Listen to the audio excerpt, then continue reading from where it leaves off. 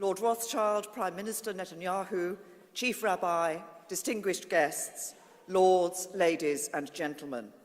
I am so pleased to be here with you tonight and to be with you, Lord Balfour, on this special evening as we mark the centenary of the letter written by your great-uncle, which I believe to be one of the most significant letters in history.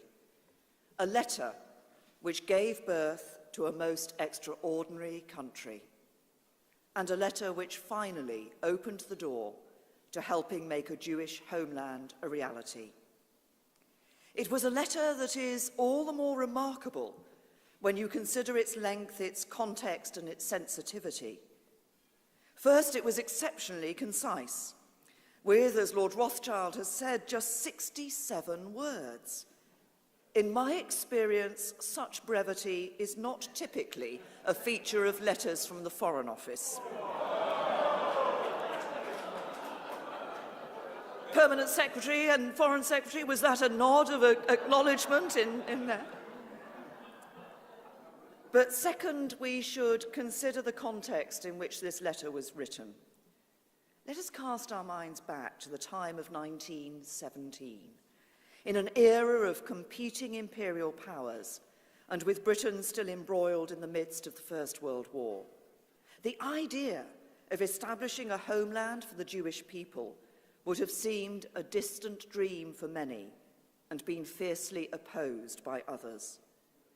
Yet it was at this very moment that Lord Balfour had the vision and the leadership to make this profound statement about restoring a persecuted people to a safe and secure homeland. And third, this was a letter that remains very sensitive for many people today, but it was not ignorant of those sensitivities. Indeed, Balfour wrote explicitly that nothing shall be done which may prejudice the civil and religious rights of existing non-Jewish communities in Palestine or the rights and political status enjoyed by Jews in any other country. So when some people suggest we should apologize for this letter, I say absolutely not.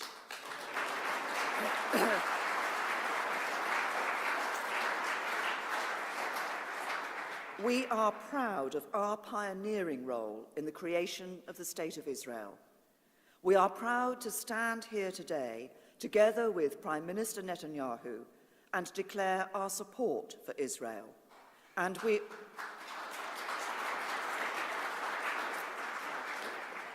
are proud of the relationship we have built with Israel. And as we mark 100 years since Balfour, we look forward to taking that relationship even further. As Prime Minister Netanyahu and I discussed in Downing Street earlier today, we want to deepen our links in areas where Israel is leading the world, in areas like agriculture, health, science, technology, and innovation. Israel is the true start-up nation, and we are proud to be your partner.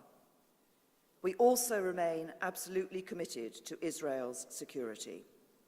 For it is only when you witness Israel's vulnerability that you truly understand the constant danger Israelis face. As I saw on my visit in 2014, when the bodies of the murdered teenagers, Naftali Frenkel, Gilad Shaer, and Eyal Lifrach were discovered. So I am clear that we will always support Israel's right to defend itself. And in a world where Britain and Israel increasingly face the same shared challenges and threats, I am just as clear that our security services will continue to deepen their already excellent cooperation to keep all our people safe. So I believe we should gather here tonight with a great deal of pride in all that we have achieved and all that Israel stands for as a symbol of openness, as a thriving democracy, and a beacon to the world in upholding the rights of women and members of the LGBT community. But marking this centenary is not just about what has been achieved. We must recognize how difficult at times this journey has been, from the Jews forced out of their homes in Arab countries in 1948, to the suffering of Palestinians affected and dislodged by Israel's birth, both completely contrary to the intention of Balfour to safeguard all of these communities. And we must, I believe, seize this opportunity to renew our resolve on what is still to be achieved. For sadly, Balfour remains unfinished business, as his fundamental vision of peaceful coexistence has not yet been fulfilled.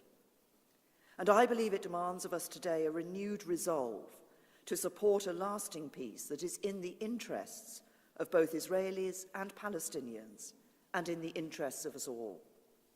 So I'm delighted to see US Secretary of Commerce Wilbur Ross here with us this evening.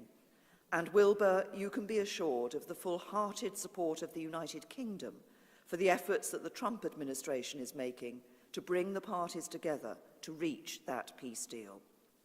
A peace deal that must be based on a two-state solution, with a safe and secure Israel alongside a viable and sovereign Palestinian state. And let us be honest with each other. There will need to be compromises from each side if we are to have a realistic chance of achieving this goal, including an end to the building of new settlements and an end to Palestinian incitement too. But as we work together towards Balfour's vision of a peaceful coexistence, we must be equally clear that there can never be any excuses for boycotts, divestment or sanctions. They are unacceptable, and this government will have no truck with those who subscribe to them. Neither can there be ever be any excuse for anti-Semitism in any form. Just as there is no excuse for hatred against Muslims, Christians, or anyone based on the peaceful religions they choose to follow, the place of their birth, or the colour of their skin. And yes, this means recognizing that there is today a new and pernicious form of anti-Semitism, which uses criticism of the actions of the Israeli government as a despicable justification for questioning the very right of Israel to exist. This is abhorrent, and we will not stand for it. And that is why the United Kingdom has been at the forefront of an international effort to create a new definition of anti-Semitism, which explicitly calls out this inexcusable attempt to justify hatred. So let me be clear. Criticizing the actions of Israel is never and can never be an excuse for questioning Israel's right to exist, any more than criticizing the actions of Britain could be an excuse for questioning our right to exist. And criticizing the government of Israel is never and can never be an excuse for hatred against the Jewish people, any more than criticizing the British government would be an excuse for hatred against the British people. Put simply, there can be no excuses for any kind of hatred towards the Jewish people. There never have been, and there never will be. And let me say this too. We will never forget where that hatred and prejudice can lead.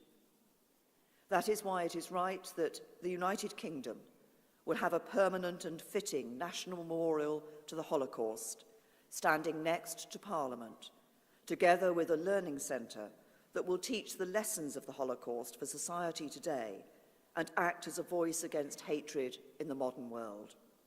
And I'm delighted that just last week, the cross-party United Kingdom Holocaust Memorial Foundation announced that Sir David Adjaye, Ron Arad and the landscape architects Gustafsson, Porter and Baumann have won the International Design Competition for the Memorial and Learning Centre with their evocative concept design for this new national landmark at the heart of our democracy. Now, in saying all of this, I do not underestimate the scale of the challenges we face together. The challenge of fighting hatred in all its forms. The challenge of bringing people together. The challenge of fulfilling Balfour's vision of peaceful coexistence. But neither do I underestimate the scale of the prize that is at stake.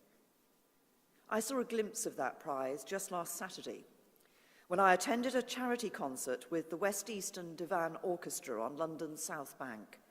an orchestra that brings together young Israeli and Palestinian musicians, as well as those from several other Arab countries, to promote coexistence and intercultural dialogue. They are performing together, raising money for the Jacqueline Dupre Tribute Fund, which helps fund multiple sclerosis research.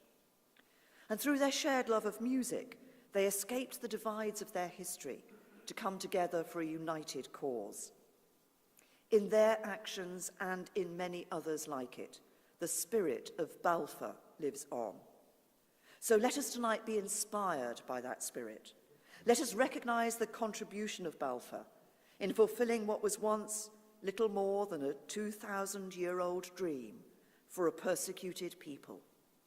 Let us take inspiration from the vision he showed as we work together for that future where Arabs and Jews can live in peaceful coexistence.